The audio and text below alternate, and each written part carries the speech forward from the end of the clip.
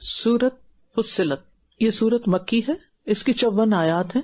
ترتیب کے اعتبار سے 41 نمبر ہے، نزول کے اعتبار سے 61 نمبر ہے، 61۔ اس کا نام فصلت اس کے پہلے لفظ کی وجہ سے ہے، اور اس کو مصابیح بھی کہا گیا، آگے آیت میں آتا ہے یہ لفظ۔ اور پھر یہ ہے کہ اس سورت میں جو یہ آیت ہے جو اس میں لوگوں کو اللہ کی طرف بلانے کی ترغیب ہے، بہت ہی خوبصورت آیت ہے، اور میری تو فیوریٹ آیت ہے، وَمَنْ أَحْسَنُ قَوْلًا مِّمَّنْ دَعَا إِلَى اللَّهِ۔ اور پھر یہ ہے کہ اس میں اقواتہا کا لفظ جو اس سورت میں آیا وہ کسی اور سورت میں نہیں آیا، یعنی یہ واحد سورت ہے جس میں یہ لفظ یعنی اقواتہا آیا ہے۔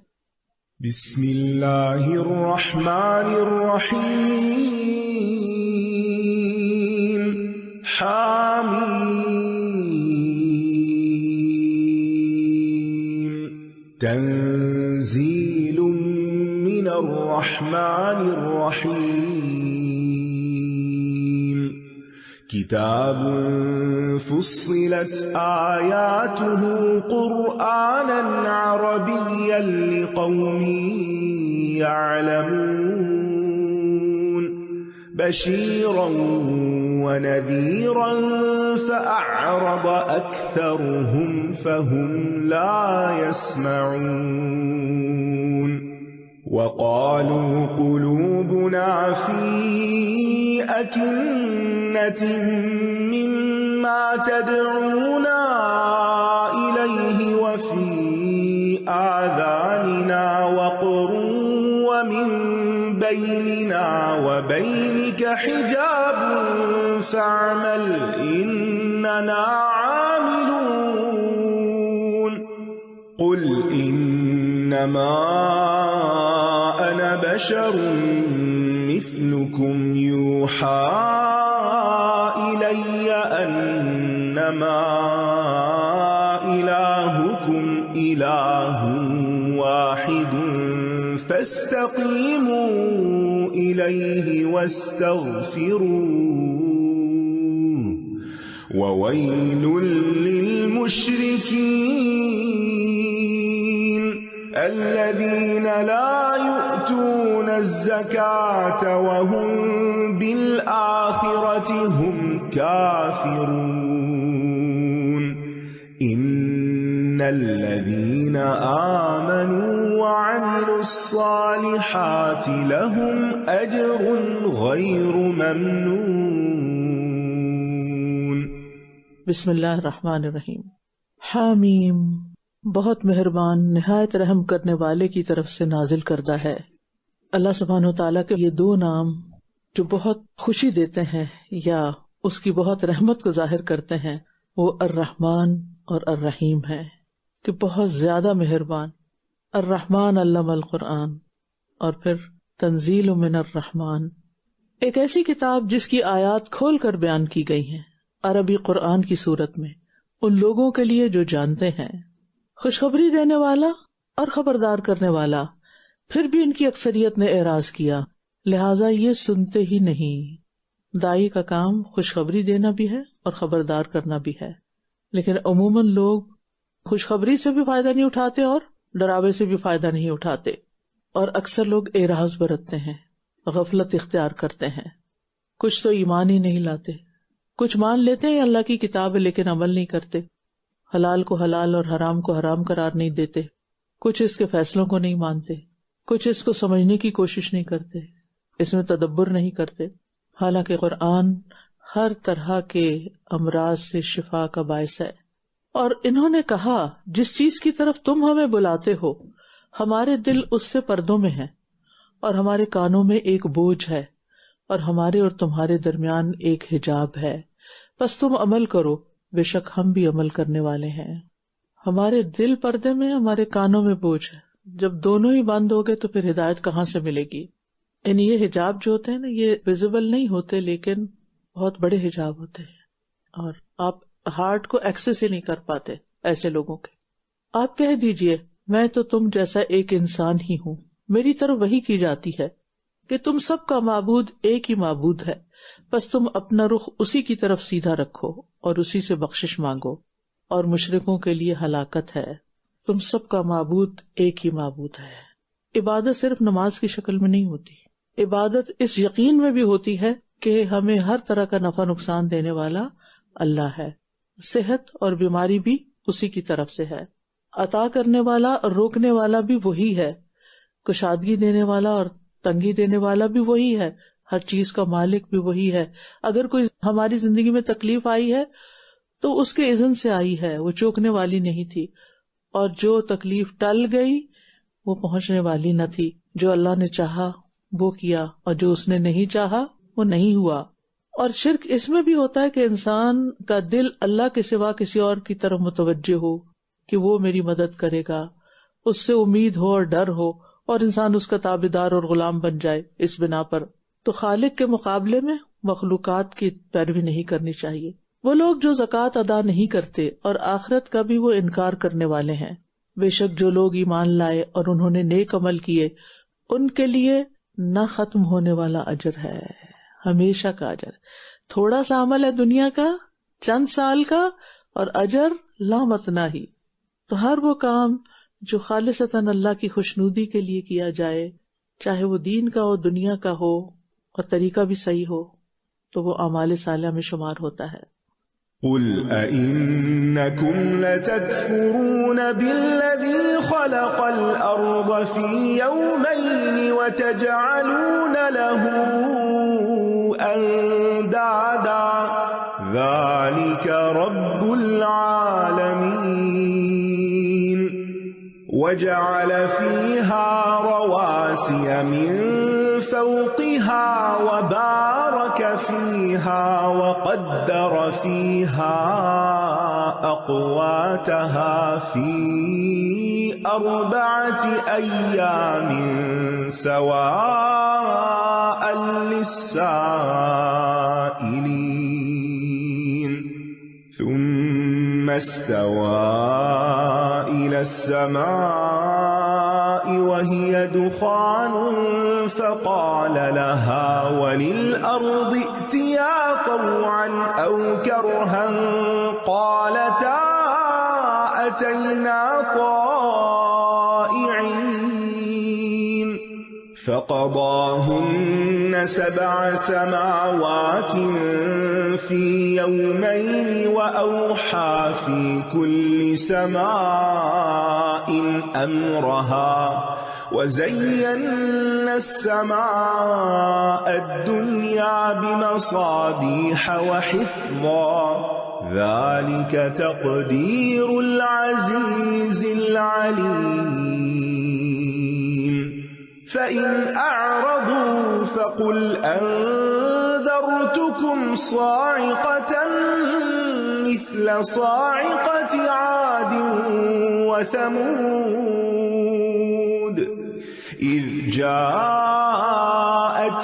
الرسل من بين أيديهم ومن خلفهم ألا تعبدوا إلا الله قالوا لو شاء ربنا لأنزل ملائكة فإنا بما أرسلتم به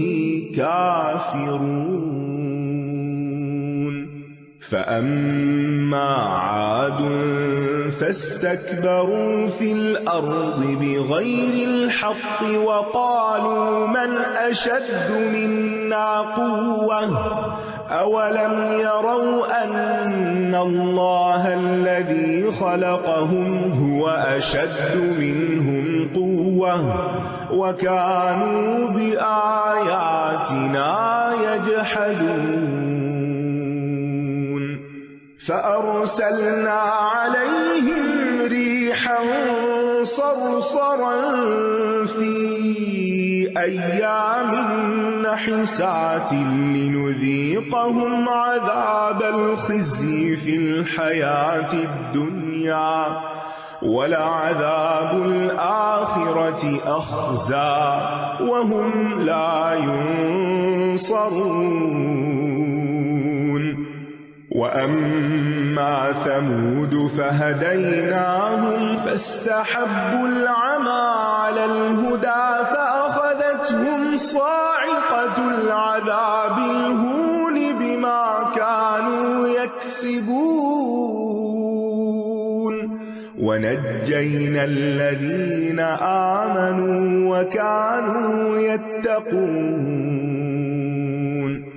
کہہ دیجئے کیا تم اس کا انکار کرتے ہو جس نے زمین کو 2 دنوں میں پیدا کیا اور اس کے لیے شریک ٹھہراتے ہو؟ وہی تمام جہانوں کا رب ہے، اور اس نے اس زمین میں اس کے اوپر سے مضبوط پہاڑ گاڑ دیے اور اس میں برکت رکھ دی، اور 4 دنوں میں اس کی غذاؤں کو اندازے سے رکھ دیا، سب سوال کرنے والوں کے لیے یکساں طور پر۔ پھر وہ آسمان کی طرف متوجہ ہوا جبکہ وہ ایک دھواں تھا، تو اس نے اس سے اور زمین سے فرمایا کہ تم دونوں خوشی سے آ جاؤ یا ناخوشی سے۔ دونوں نے کہا ہم بخوشی آ گئے۔ اب دیکھیے کہ کس طرح زمین و آسمان کی قوتیں اللہ نے مسخر کی، کیونکہ وہ خالق ان کا ہے نا، تو مسخر بھی اسی نے کیا اور پھر وہ اسی کے اطاعت گزار ہیں۔ پھر اس نے انہیں 2 دنوں میں 7 آسمان بنا دیا، اور ہر آسمان میں اس کا کام الہام کر دیا۔ آسمانوں کا بھی کام ہے، وہ بھی ڈیوٹی پر ہے۔ اور آسمان دنیا کو ہم نے چراغوں سے آراستہ کیا اور اسے محفوظ کر دیا۔ اب پتہ نہیں باقی آسمانوں پہ کیا کچھ ہو رہا ہے۔ یہ بہت زبردست خوب علم والے کا اندازہ ہے۔ پھر اگر یہ منہ موڑ جائے تو کہہ دیجئے میں نے تمہیں ایک ایسی کڑک سے خبردار کر دیا ہے جو عاد اور سمود کی کڑک جیسی ہوگی، باز نہ آئے تو پھر ویسا ہی انجام ہوگا۔ کہا جاتا ہے کہ نبی صلی اللہ علیہ وسلم نے جب عتبہ بن ربیعہ کو یہ آیات پڑھ کر سنائی تو وہ اس آیت کو سن کے کانپ اٹھا تھا، خوف زدہ ہو گیا، گھبرا گیا اور اپنے منہ پہ ہاتھ رکھ لیا، اور نبی صلی اللہ علیہ وسلم کو رحم کا واسطہ دے کر خاموش رہنے کی التجا کی، کیونکہ وہ رسول اللہ صلی اللہ علیہ وسلم کی سچائی کو جانتا تھا، اسے یقین تھا کہ آپ اپنی خواہش سے باتیں نہیں کرتے۔ اب دیکھیے یہ قرآن اگر ربیہ کے دل پہ ایسا اثر کرتا ہے تو ہمارے دلوں کا کیا حال ہے؟ جو قرآن کی آیات تنبیہات ہم پڑھتے ہیں تو کیا ہم بھی کبھی کام پہ؟ ہماری کھالیں بھی کبھی نرم پڑی اور ہمارے بھی رونگٹے کھڑے ہوئے؟ جب ان کے پاس ان کے آگے اور ان کے پیچھے سے کئی رسول آئے کہ اللہ کے سوا کسی کی عبادت نہ کرو، تو یہ کہنے لگے کہ اگر ہمارا رب چاہتا تو فرشتوں کو اتار دیتا، لہٰذا تم جس چیز کے ساتھ بھیجے گئے ہو ہم اس کا انکار کرنے والے ہیں۔ اب یہ ان کی کمزور ترین باتیں تھیں، شبہات تھے، اور رسول بھیجنے کی کوئی یہ شرط لازم نہیں کہ وہ فرشتہ ہی ہو۔ فرشتوں میں سے بھی کئی پیغام لا رہے ہیں، ان کا اپنا طریقہ، اپنا کام ہے، اور ان کے اپنے مقامات ہیں جہاں تک انہوں نے آنا ہے۔ بس رہے عاد تو انہوں نے زمین میں ناحق تکبر کیا اور کہنے لگے کون ہے جو قوت میں ہم سے زیادہ سخت ہے؟ تو گویا جسمانی قوت، مادی قوت بھی انسان کے تکبر کا باعث بنتی ہے۔ کیا انہوں نے دیکھا نہیں کہ وہ اللہ جس نے انہیں پیدا کیا وہ قوت میں ان سے کہیں شدید تر ہے، اور یہ ہماری آیات کا انکار ہی کرتے رہے۔ تو بہرحال قوم عاد کو اپنی طاقت پر غرور تھا، لیکن وہ طاقت ان کے کسی کام نہ آئی۔ تو ہم نے سخت نحوست والے دنوں میں ان پر تند و تیز ہوا بھیج دی تاکہ دنیا کی زندگی میں ہم انہیں رسوائی کے عذاب کا مزہ چکھائیں، اور یقیناً آخرت کا عذاب زیادہ رسوا کن ہے، اور یہ مدد نہ کیے جائیں گے، یعنی وہاں کوئی کام نہیں آئے گا۔ اور رہے سمود تو ہم نے ان کی سیدھی راہ کی طرف رہنمائی کی، لیکن انہوں نے ہدایت کے مقابلے میں اندھے پن کو پسند کیا، تو انہیں رسوا کن عذاب کی کڑک نے پکڑ لیا اس کمائی کی وجہ سے جو وہ کیا کرتے تھے۔ تو اسے پتہ چلتا ہے کہ اللہ تعالیٰ نے ہر قوم کے اندر ہدایت کی بات پہنچائی، لیکن لوگوں نے اس کا انکار کر دیا اور اپنی چوائس سے اندھے بنے رہنے کو پسند کیا، یعنی حق کو دیکھنا نہ چاہا۔ تو اسے پتہ چلتا ہے کہ بہت سے لوگ ایسے ہوتے ہیں کہ جو حق کو بطور حق پہچان لیتے ہیں، ان کو سمجھ آ جاتی ہے کہ بات بالکل صحیح ہے، لیکن ایکسپٹ نہیں کرتے، اس کی پیروی نہیں کرتے، بلکہ اس کے مقابلے میں ان کو اپنی خواہشات اور اپنے طور طریقوں کی پیروی زیادہ محبوب ہوتی ہے۔ اور ہم نے ان لوگوں کو نجات دی جو ایمان لائے اور وہ ڈرتے تھے۔ وَيَوْمَ يُحْشَرُ أَعْدَاءُ اللَّهِ إِلَى النَّارِ فَهُمْ يُوزَعُونَ حَتَّى إِذَا مَا جَاءُوهَا شَهِدَ عَلَيْهِمْ سَمْعُهُمْ وَأَبْصَارُهُمْ وَجُلُودُهُمْ بِمَا كَانُوا يَعْمَلُونَ وَقَالُوا لِجُلُودِهِمْ لِمَ شَهِدتُّمْ علينا قالوا أنطقنا الله الذي أنطق كل شيء وهو خلقكم أول مرة وإليه ترجعون وما كنتم تستترون أن يشهد عليكم سمعكم ولا أبصاركم ولا جلودكم ولكن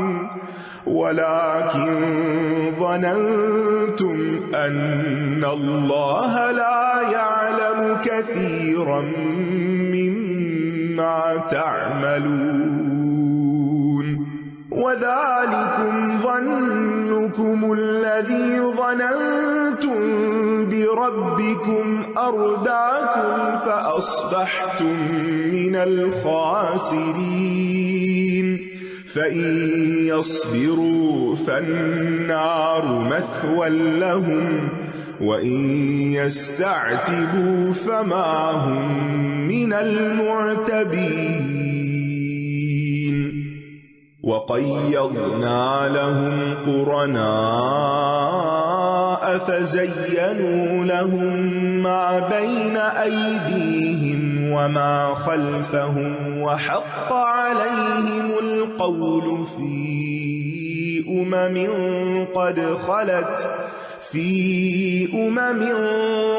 خلت من قبلهم من الجن والإنس إنهم كانوا خاسرين۔ اور جس دن اللہ کے دشمن آگ کی طرف اکٹھے کیے جائیں گے پھر وہ گروہوں میں بانٹ دیے جائیں گے، یعنی ان کو جہنم کی طرف ہانکا اور دھکیلا جائے گا، اور پہلوں کو آخری لوگوں کے لیے روک لیا جائے گا یہاں تک کہ وہ سارے اکٹھے ہو جائیں گے، جمع ہو جائیں گے، پھر ان کو جہنم میں پھینکا جائے گا۔ اور اسی طرح یہ بھی کہا گیا ہے کہ سب سے پہلے بڑے مجرموں کو پھینکا جائے گا اور پھر ان کو جن کا جرم ان سے کم ہوگا، پہلوں اور پچھلوں کو سب کو اکٹھا کر کے، یعنی آخری شخص کے آنے تک پہلے شخص کو روک کر رکھا جائے گا، یا لیڈرز کو فالوورز کے ساتھ پھینکا جائے گا۔ یعنی جو کوئی برائی کرے گا پھر وہ اس کے اثرات قیامت تک جھیلتا رہے گا۔ یعنی انسان برا کر کے چلا بھی جائے گا تو اس کے اثرات جتنے بھی نسلوں تک باقی رہے وہ بھی اکٹھے کر دیے جائیں گے۔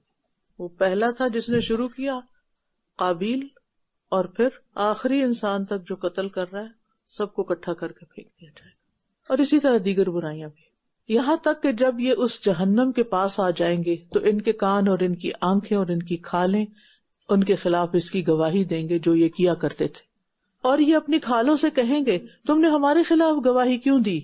وہ کہیں گی ہمیں اس اللہ نے بلوا دیا جس نے ہر چیز کو بلوایا ہے، اور اسی نے تمہیں پہلی بار پیدا کیا، اور اسی کی طرف تم سب لوٹائے جا رہے ہو، اور تم گناہ کرتے ہوئے اس بات سے چھپتے نہ تھے کہ کبھی تمہارے کان اور تمہاری آنکھیں اور تمہاری کھالیں تمہارے خلاف گواہی دیں گی، لیکن تم نے تو یہ گمان کر رکھا تھا کہ بے شک اللہ ان میں سے بہت سے اعمال کو نہیں جانتا جو تم کرتے تھے۔ تو بات یہ ہے کہ انسان اپنے آپ سے نہیں چھپ سکتا، ہم اپنے اعضاء سے کیسے چھپ سکتے، اپنے ہاتھوں سے کیسے چھپ سکتے، اپنے پاؤں سے کیسے چھپ سکتے، اور جب ان کو استعمال کر کے غلط کام کریں گے تو یہی ہمارے خلاف ہو جائیں گے۔ اور جو گمان تم نے اپنے رب کے بارے میں کر رکھا تھا اسی نے تمہیں ہلاک کر دیا، بس تم خسارہ پانے والوں میں سے ہو گئے۔ وہ کون سا گمان تھا جو انہوں نے اپنے رب کے بارے میں کر رکھا تھا؟ اس میں سے ایک یہ ہو سکتا ہے، حسن بصری کہتے ہیں بے شک ایک قوم کو آرزوؤں نے غافل کر دیا یہاں تک کہ وہ دنیا سے رخصت ہو گئے اور ان کے پاس کوئی نیکی نہ تھی، کیونکہ بس ان کا اللہ کے بارے میں کچھ گمان ہی ایسا تھا کہ وہ نیکی کرنے کی ضرورت محسوس نہیں کرتے تھے۔ اور اللہ بڑا غفور رحیم ہے، ہمیں کچھ کرنے کی ضرورت نہیں۔ بعض لوگ کہتے ہیں کہ ہم اللہ کے بارے میں بڑا اچھا گمان رکھتے ہیں، اچھی بات ہے، لیکن ان کے ضمیر بتاتے ہیں ان کو کہ تمہیں اندر اندر سے ڈر بھی لگتا ہے لیکن تم کرتے کچھ نہیں، کیونکہ اگر کوئی حقیقی معنوں میں اللہ کو چاہتا ہے تو پھر وہ کچھ کرے گا ضرور۔ یعنی منافق جو ہوتے ہیں نا وہ بد عملی کے باوجود اللہ سے بے خوف رہتے ہیں، اور جتنا جتنا اللہ تعالیٰ کو بندہ نہیں پہچانتا نا اتنے ہی گناہ بڑھتے جاتے ہیں۔